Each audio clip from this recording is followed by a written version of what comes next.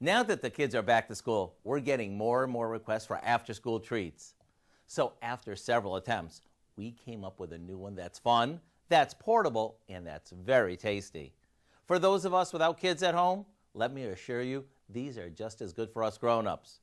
We start off by placing a package of marshmallows and some butter in a large bowl and microwaving it for a minute or so until it gets all melty. Now, to that, we add some peanut butter and a good amount of chocolate chips.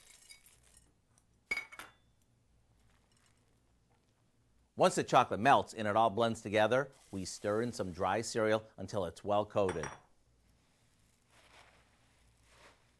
After we spread this onto a baking sheet, we sprinkle more chocolate chips over the top. To take these to another level, drizzle each bar with some warm peanut butter and dig in. And rather than waiting to make these, why not go online right now and get the recipe for what we call Gooey Peanut Butter Squares. This way you can enjoy them as soon as tonight or tomorrow after school. I'm Howard in the Mr. Food Test Kitchen, where today we found a gooey way for you to say, ooh, it's so good. Very gooey.